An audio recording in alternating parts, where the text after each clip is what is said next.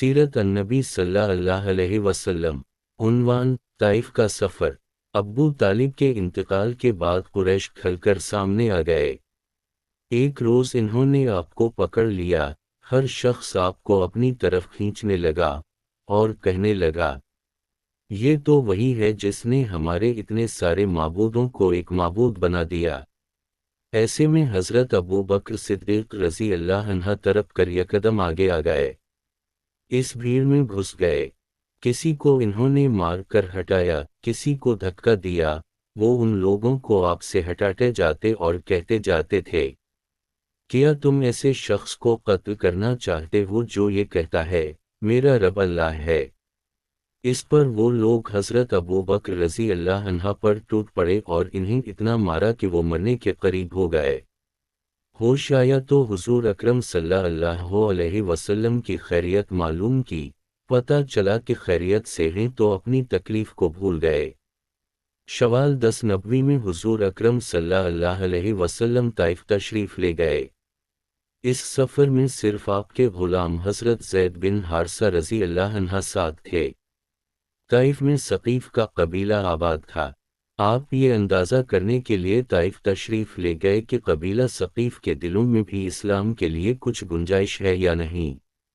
آپ یہ امید بھی لے کر گئے تھے کہ ممکن ہے یہ لوگ مسلمان ہو جائیں اور آپ کی حمایت میں اٹھ کھڑے ہوں۔ طائف پہنچ کر آپ نے سب سے پہلے اس قبیلے کے سرداروں کے پاس جانے کا ارادہ کیا۔ یہ 3 بھائی تھے، ایک کا نام عبد علیل تھا، دوسرے کا نام مسعود تھا، تیسرے کا نام حبیب تھا۔ ان تینوں کے بارے میں پوری طرح وضاحت نہیں ملتی کہ یہ بعد میں مسلمان ہو گئے تھے یا نہیں۔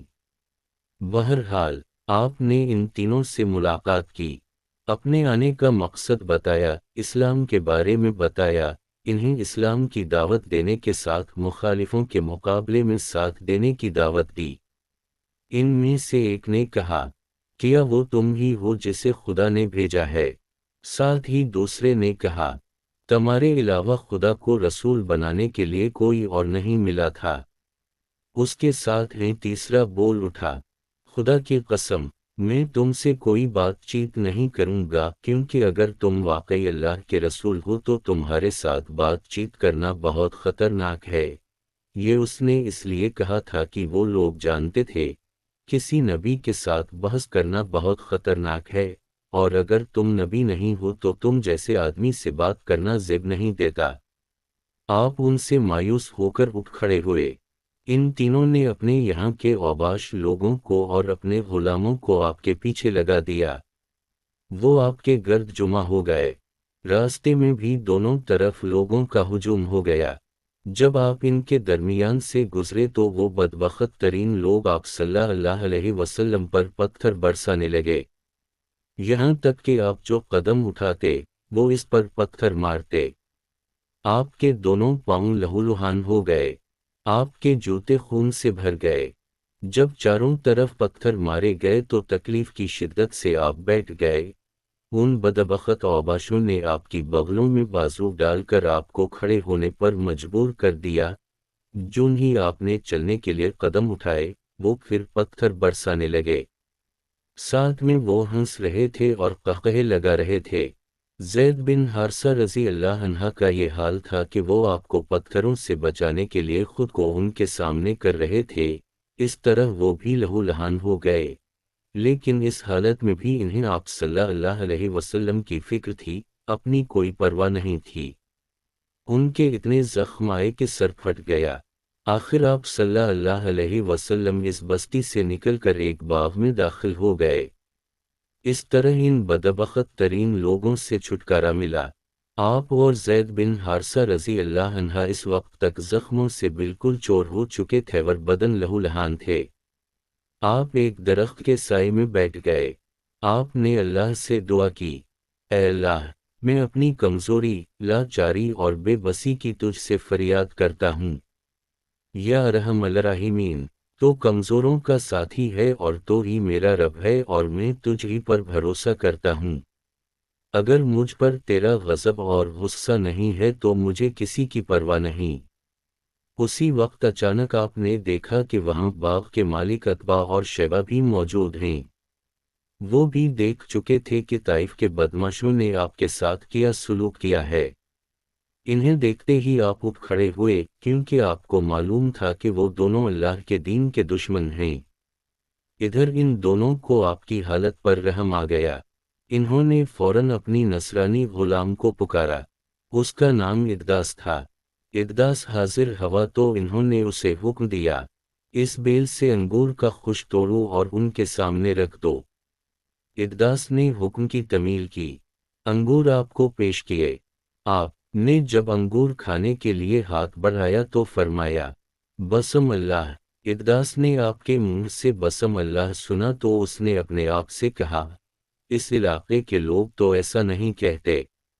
آپ صلی اللہ علیہ وسلم نے اس سے پوچھا، تم کس علاقے کے رہنے والے ہو، تمہارا دین کیا ہے؟ ادداس نے بتایا کہ وہ نصرانی ہے اور نینوا کا رہنے والا ہے۔ اس کے منہ سے نینوا کا نام سن کر آپ نے فرمایا، تم تو یونس علیہ السلام کے ہم وطن ہو جو متی کے بیٹے تھے۔ ادداس بہت حیران ہوا، بولا، آپ کو یونس بن متی کے بارے میں کیسے معلوم ہوا؟ خدا کی قسم جب میں نینوا سے نکلا تھا تو وہاں 10 آدمی بھی ایسے نہیں تھے جو یہ جانتے ہوں کہ یونس بن متی کون تھے۔ اس لیے آپ کو یونس بن متی کے بارے میں کیسے معلوم ہو گیا؟ اس پر نبی اکرم صلی اللہ علیہ وسلم نے فرمایا، وہ میرے بھائی تھے، اللہ کے نبی تھے اور میں بھی اللہ کا رسول ہوں۔ اللہ ہی نے مجھے ان کے بارے میں بتایا ہے اور یہ بھی بتایا ہے کہ ان کی قوم نے ان کے ساتھ کیا سلوک کیا تھا۔ آپ کی زبان مبارک سے یہ الفاظ سنتے ہی ادداس فوراً آپ کے نزدیک آ گیا اور آپ کے ہاتھوں اور پیروں کو بوسہ دینے لگا۔ باغ کے مالک عتبہ اور شیبہ دور کھڑے یہ سب دیکھ رہے تھے۔ انہوں نے ادداس کو آپ کے قدم چومتے دیکھا تو میں سے ایک نے دوسرے سے کہا، تمہارے اس غلام کو تو اس شخص نے گمراہ کر دی۔ پھر ادداس ان کی طرف آیا تو ایک نے اس سے کہا، تیرا ناس ہو، تجھے کیا ہو گیا تھا کہ تو اس کے ہاتھ اور پیر چھونے لگا تھا؟ اس پر ادداس بولا، میرے آقا، اس شخص سے بہتر انسان پوری زمین پر نہیں ہو سکتا۔ اس نے مجھے ایسی بات بتائی ہے جو کوئی نبی بتا سکتا ہے۔ یہ سن کر عتبہ نے فوراً کہا، تیرا برا ہو، اپنے دین سے ہرگز مت پھرنا۔ ان ادداس کے بارے میں آتا ہے کہ یہ مسلمان ہو گئے تھے۔ عتبہ اور شیبہ کے باغ سے نکل کر آپ قرن سالب کے مقام پر پہنچے۔ یہاں پہنچ کر آپ نے سر اٹھایا تو ایک بدلی آپ پر سایہ کے نظر آئی۔ اس بدلی میں آپ کو جبرائیل علیہ السلام نظر آئے۔ انہوں نے آپ سے کہا، آپ نے اپنی قوم یعنی بنی ثقیف کو جو کہا اور انہوں نے جو جواب دیا، اس کو اللہ نے سن لیا ہے اور مجھے پہاڑوں کے نگاہ کے ساتھ بھیجا ہے، اس لیے بنی ثقیف کے بارے میں جو چاہیں اس فرشتے کو حکم دیں۔ اس کے بعد پہاڑوں کے فرشتے نے حضرت صلی اللہ علیہ وسلم کو پکارا اور عرض کیا، اے اللہ کے رسول، اگر آپ چاہیں تو میں ان پہاڑوں کے درمیان اس قوم کو کچل دوں یا انہیں زمین میں دھنسا کر ان کے اوپر پہاڑ گرا دوں۔